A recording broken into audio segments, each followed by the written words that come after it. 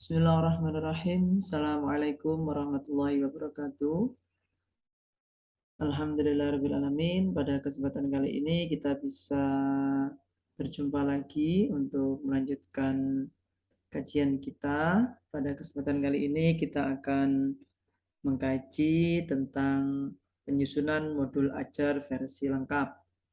Yang pada kesempatan kali ini saya akan mengambil contoh untuk mata pelajaran pendidikan agama Islam.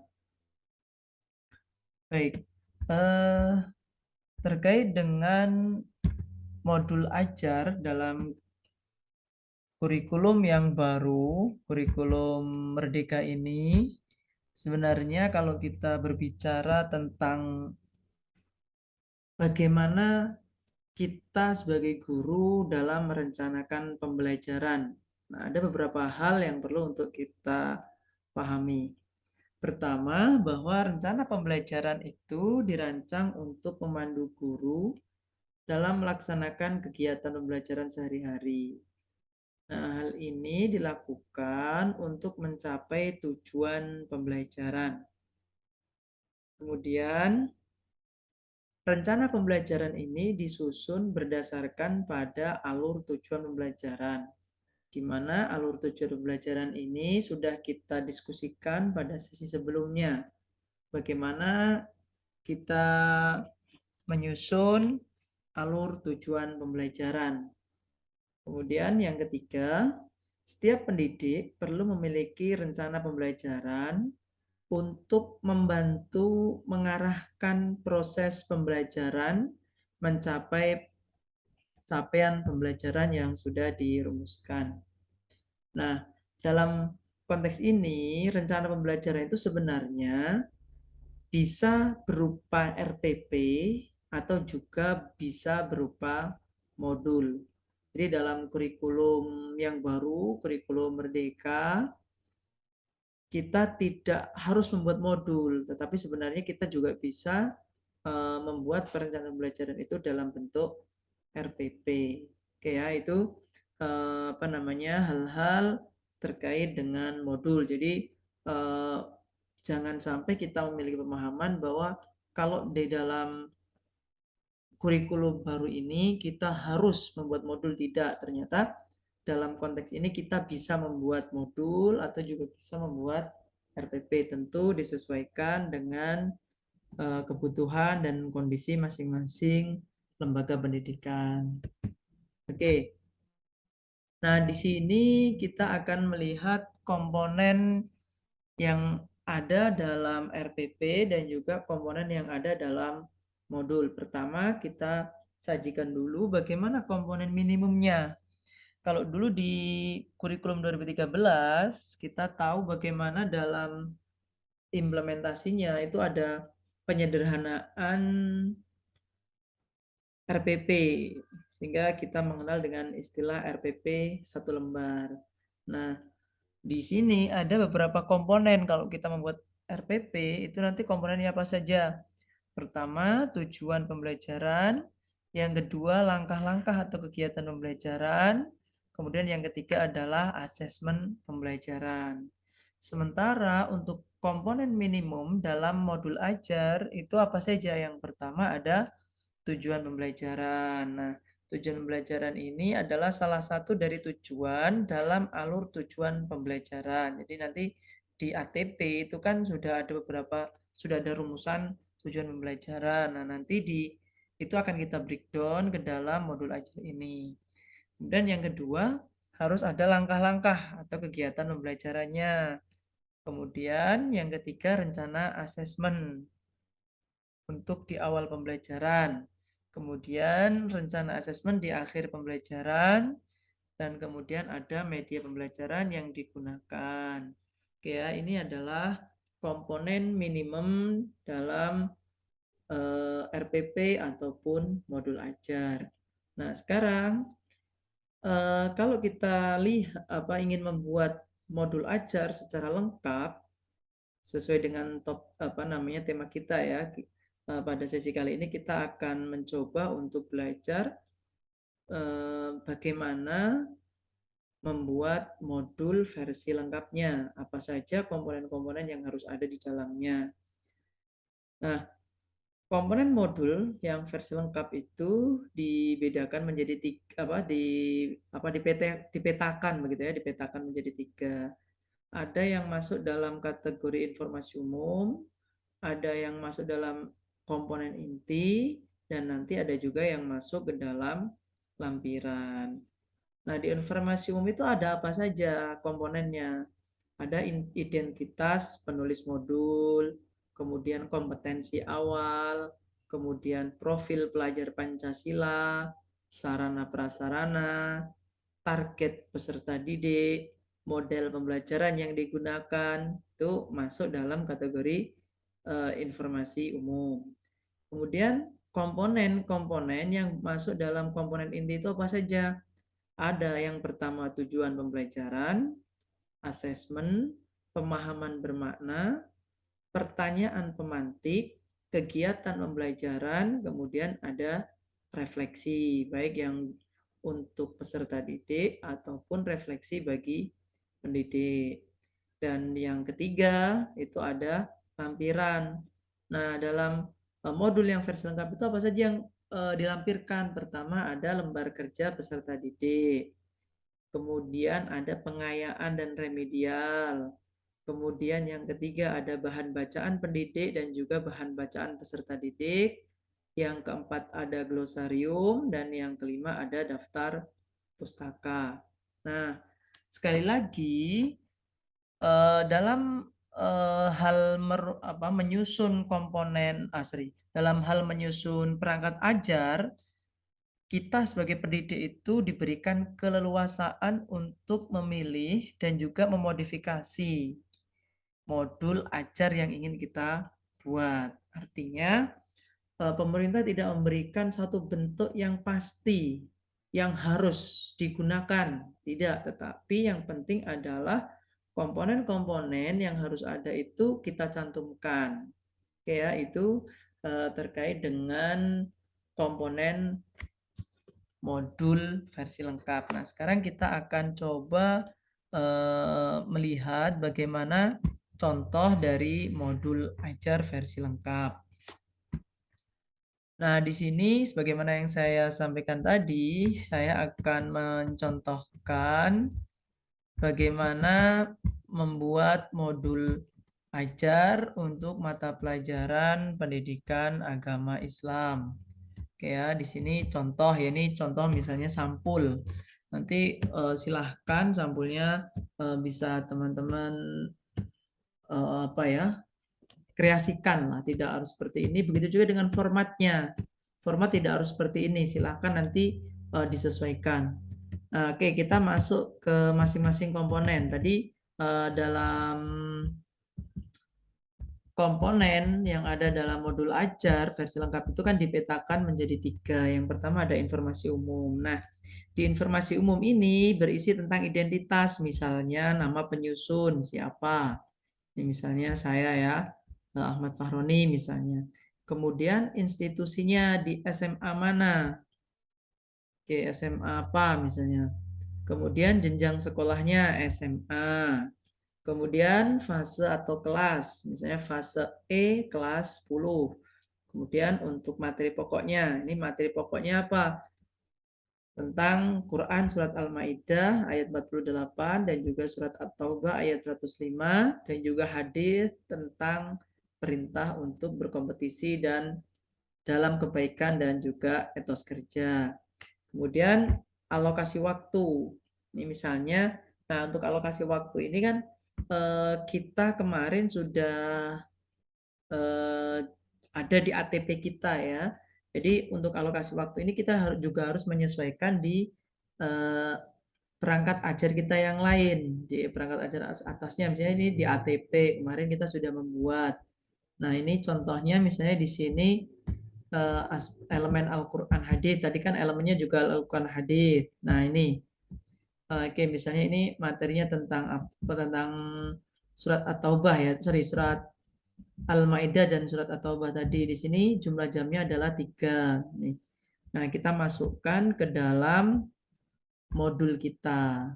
Oke, ini tadi ada 3 jam pelajaran. Oke, jadi ini disesuaikan dengan alokasi yang sudah kita rancang sebelumnya. Kemudian di informasi umum, komponen yang kedua adalah kompetensi awal. Nah, kompetensi awal ini apa? Kompetensi awal ini adalah pengetahuan dan atau keterampilan yang perlu dimiliki sebelum mempelajari topik tertentu. Oke ya, jadi kompetensi awal ini adalah pengetahuan yang harus dimiliki oleh peserta didik. Misalnya di sini contohnya ya, contohnya adalah sebelum memulai kegiatan pembelajaran dalam modul ini, siswa diharapkan telah memiliki kemampuan awal dalam membaca Al-Quran dan hadis, serta memiliki pemahaman tentang ilmu tajwid. Oke, ya, ini sebagai contoh saja. Nanti tentu kita sesuaikan dengan materi pokok yang ingin kita bahas. Kemudian komponen yang kedua adalah profil pelajar Pancasila. Nah, apa maksudnya pada komponen ini? Maksudnya adalah kegiatan pembelajaran yang terkait dengan pembentukan karakter peserta didik. Hal ini dapat tercermin dalam konten dan atau metode. Kemudian juga saling berkaitan dan terintegrasi dalam seluruh mata pelajaran melalui materi, bisa masuk melalui materi, bisa melalui pedagogi, bisa melalui kegiatan proyek, ataupun bisa melalui asesmen. Nah, contoh misalnya di sini ya, untuk profil pelajar Pancasila. Beriman, bertakwa kepada Tuhan Yang Maha Esa. Nah, di sini saya ditunjukkan dengan siswa mengamalkan ajaran Al-Quran. Nah, ini kan kita pembahasannya tentang apa namanya, perintah untuk berkompetisi dalam kebaikan dan etos kerja. Sampai pada gilirannya siswa itu dapat mengamalkan ajaran Al-Quran misalnya. Kemudian berarti yang kedua adalah berakhlak mulia. Ini ditunjukkan dengan siswa memiliki sikap kompetitif dan juga etos kerja. Nah, ini berarti kalau kita lihat dari kegiatan ini kan dia masuknya ke dalam konten ya. Jadi profil pelajar Pancasilanya ini nanti tercermin dalam konten pembelajarannya. Oke, nah sebenarnya untuk profil pelajar Pancasila ini kan sudah kita buat pada ATP. Jadi misalnya di sini kan pembahasannya surat Al-Maidah. Nah, tinggal kita bisa turunkan saja di ATP ini kan sudah ada ini kemarin.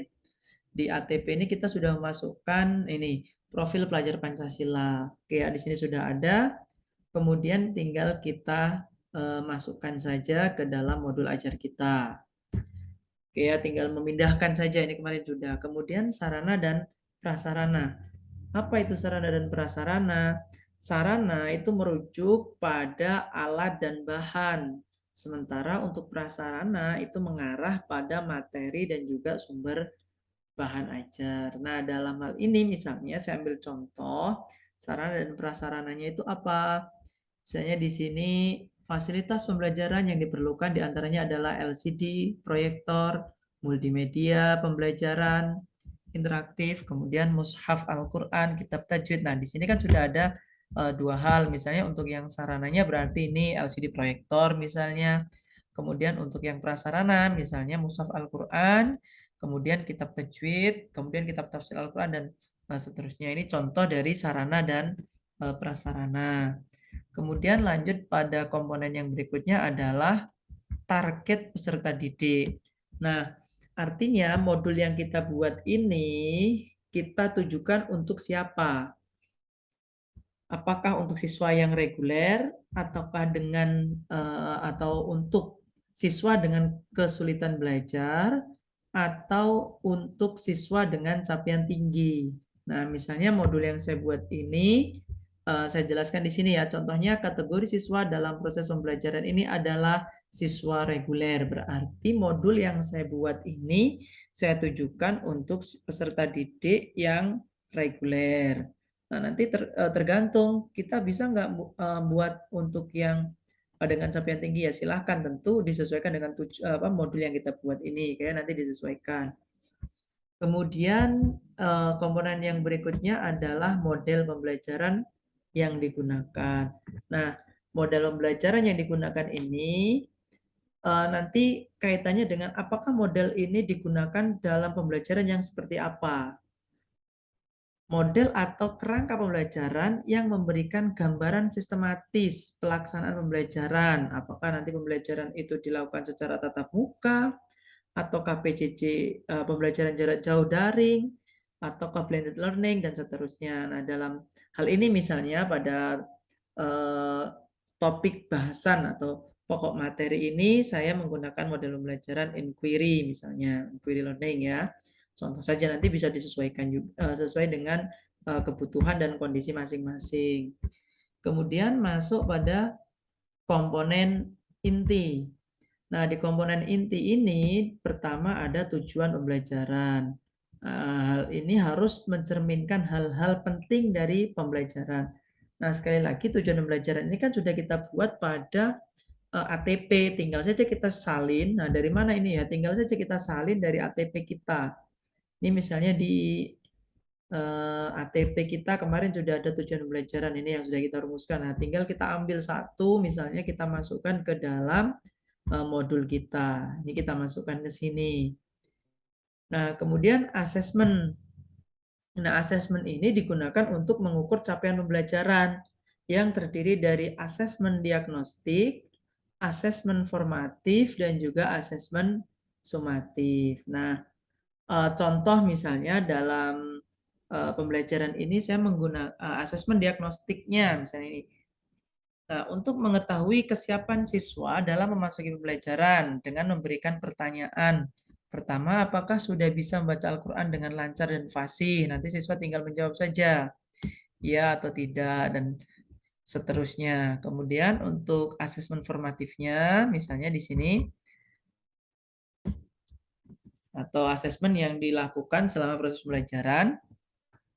Asesmen formatif dilakukan oleh guru selama proses belajar berlangsung, khususnya saat siswa melakukan kegiatan diskusi, presentasi, dan juga refleksi tertulis. Nah, di sini asesmen saat siswa melakukan talaki. Nah, karena metodenya kan tadi di tujuan pembelajaran, tujuan belajarnya kan sudah saya masukkan ini di tujuan melalui metode talaki, peserta didik dapat membaca dan seterusnya. Misalnya, nah di sini tinggal saja kita sampaikan.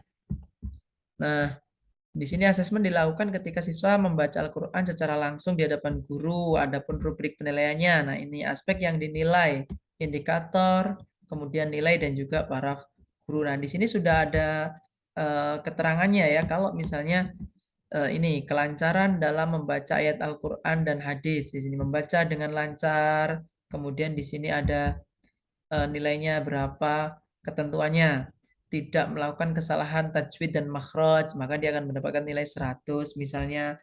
Kemudian membaca dengan lancar tapi melakukan 1 sampai 5 kesalahan tajwid, di sini ada dia akan mendapatkan nilai 90 dan seterusnya. Ini nanti kita yang membuat ya, sebagai guru kita tentu sesuaikanlah materinya apa, yang ingin dinilai apa.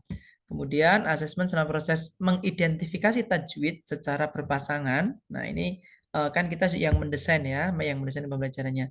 Siswa juga dinilai berdasarkan hasil pengamatan saat proses mengidentifikasi tajwid secara berpasangan.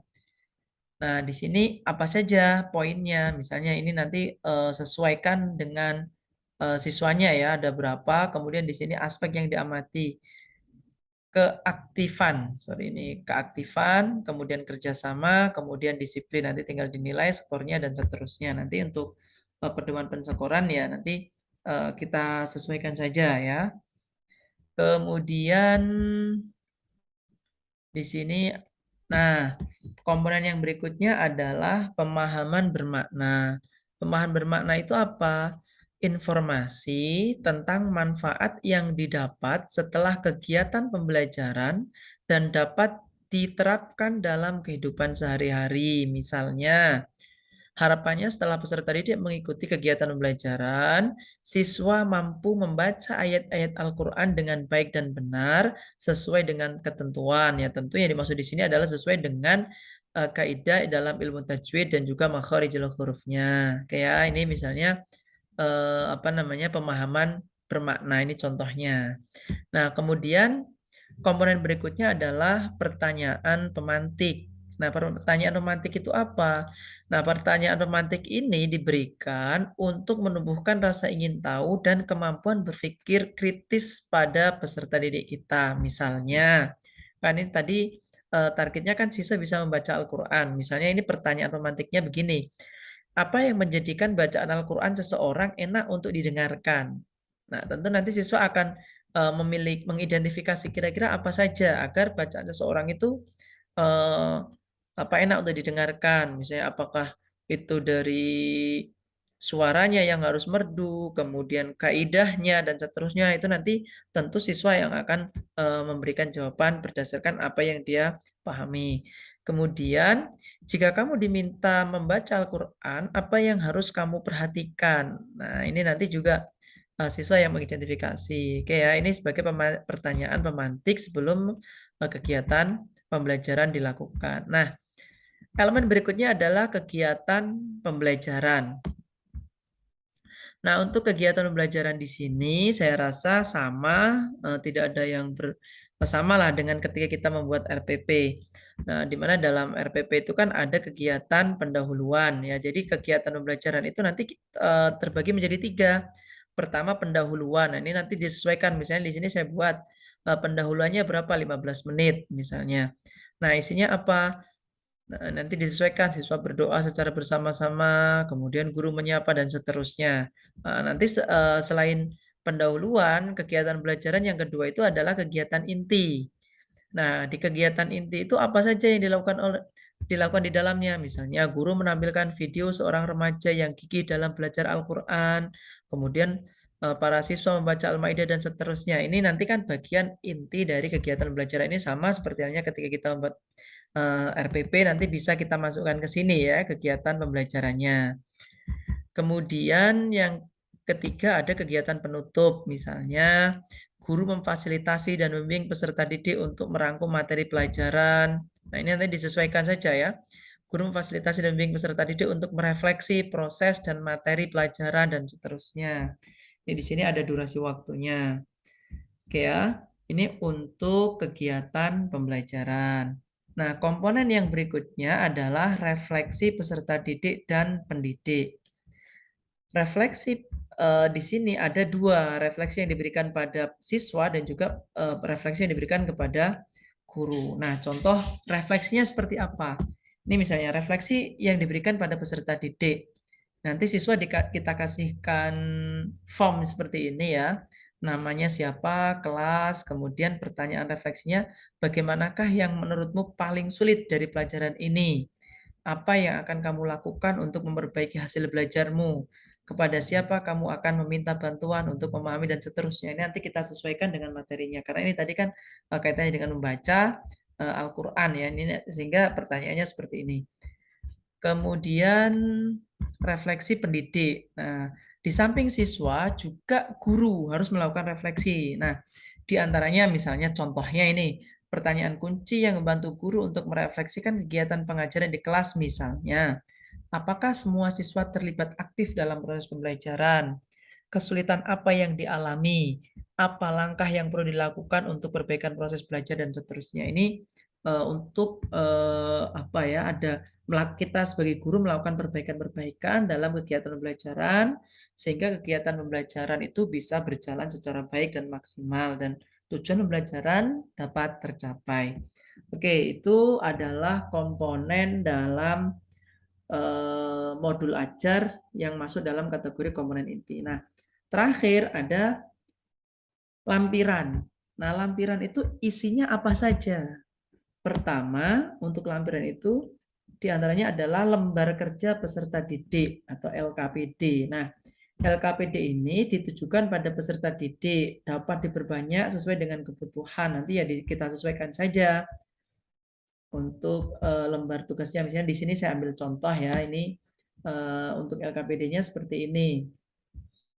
Tahapan stimulasi siswa mengamati tayangan tentang remaja yang berbaca mahir dan hafal Al-Quran melalui YouTube atau media lain. Nah, catatan hasil kegiatan. Kemudian identifikasi masalah. Faktor apa saja yang mempengaruhi seorang mudah membaca Al-Quran dengan fasih dan lancar. Nah, misalnya nanti ini kita berikan kepada peserta didik kita untuk kemudian dianalisis oleh mereka, gitu ya.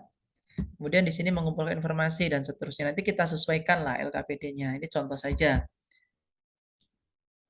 Kemudian komponen yang berikutnya adalah pengayaan dan remedial. Nah, pengayaan itu nanti diberikan pada peserta didik dengan capaian tinggi.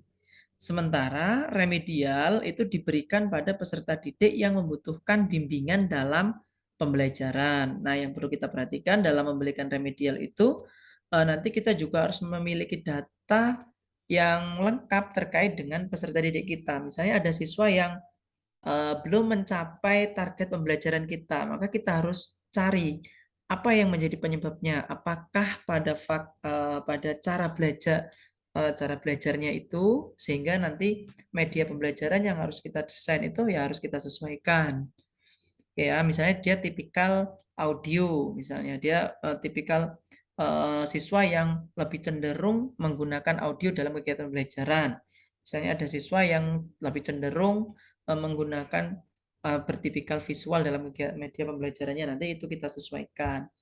Nah, kayak ini contoh misalnya materi pengayaan. Nah, misalnya di sini siswa yang memperoleh capaian tinggi akan diberikan pengayaan berupa kegiatan tambahan terkait dengan kajian topik. Nah, misalnya di sini siswa belajar membaca surat Al-Maidah ayat 48 dan surat At-Taubah ayat 105 sesuai dengan qiraah sab'ah dan mengidentifikasi tajwid secara lebih mendalam. Ini misalnya materi pengayaannya. Kalau yang secara umum tadi kan siswa kita target kita kan siswa bisa membaca sesuai dengan kaidah tajwid dan juga sesuai dengan makharijul huruf yang tepat. Nah, di sini misalnya ada siswa yang sudah melampaui itu, maka kita naikkan misalnya kita arahkan bagaimana mereka bisa menguasai qiraah sab'ah misalnya. Kemudian mengidentifikasi tajwid lebih mendalam, misalnya tentang bacaan-bacaan gharibnya dan seterusnya. Nah, kemudian untuk siswa yang menemukan kesulitan akan memperoleh pendampingan dari guru berupa bimbingan personal atau kelompok dengan langkah-langkah kegiatan yang lebih sederhana. Nah, ini tadi sebagaimana yang saya sampaikan. Misalnya, siswa diminta mengulang bacaan surat Al-Maidah ayat 48 dan juga surat At-Taubah ayat 105 dan juga mengidentifikasi tajwid, yakni hukum. Nah, ini bacaannya lebih sederhana, misalnya hukum nun sukun atau tanwin dan juga hukum mim sukun. Kalau tadi yang sudah mencapai siswa yang memiliki kemampuan yang baik itu tadi kan atau memperoleh capaian tinggi itu kan kita arahkan pada qiraah sab'ah dan juga mengidentifikasi tajwid secara lebih mendalam. Nah, sekarang kalau yang belum bagaimana ya kita di sini sederhanakan mengidentifikasi tajwid tetapi terbatas pada nun sukun dan tanwin dan juga hukum mim sukun atau bacaan mat lah nanti kita sesuaikan. Oke ya, itu kaitannya dengan pengayaan dan remedial. Nah, ini contohnya misalnya ini kita sajikan materinya.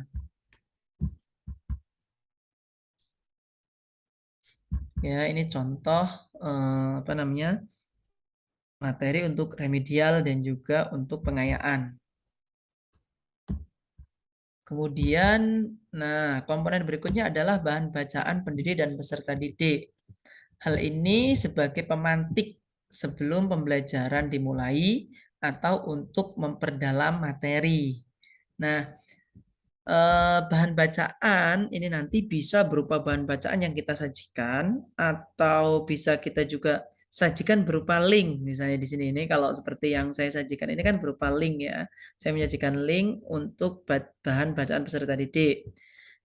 Kemudian di sini atau juga nanti kita bisa sajikan misalnya nama bukunya atau nama kitabnya. Misalnya di sini bahan bacaan, kalau di sini saya contoh ya untuk yang bahan bacaan peserta didik itu saya sajikan link. Di sini ada bahan bacaan pendidik, kitab tafsir Al-Misbah, kemudian kitab hadis Sahih Bukhari dan Muslim. Nanti kita sesuaikan dengan materinya. Nanti ini juga sama. Bisa kita misalnya ini bahan bacaan peserta didik tidak kita sajikan link tapi kita sajikan nama apa misalnya kitab tajwid dengan metode apa dan seterusnya misalnya ya. Kemudian glosarium. Nah, glosarium itu apa? Glosarium itu berisi kumpulan istilah dalam satu bidang secara alfabetikal yang dilengkapi dengan definisi dan arti. Ini sama dengan yang ada di ATP ya. Kemarin di ATP itu kan juga ada glosariumnya. Misalnya di sini makharijul huruf. Nah, makharijul huruf itu apa dan seterusnya. Nanti ini disusun berdasarkan urutan alfabetnya. Oke ya. Kemudian yang terakhir ada daftar pustaka. Nah, untuk daftar pustaka saya rasa teman-teman juga sudah memahami, tinggal kita masukkan, kita menggunakan referensi apa, kita masukkan di dalam daftar pustaka kita. Oke ya, itu barangkali yang bisa kita sajikan terkait dengan penyusunan modul ajar versi lengkap dan juga komponen-komponen yang ada di dalamnya. Oke, semoga apa yang kita sajikan bisa bermanfaat dalam penyusunan modul ajar ataupun bagian dari perangkat pembelajaran. Itu saja yang bisa saya sampaikan, kurang lebihnya mohon maaf. Assalamualaikum warahmatullahi wabarakatuh.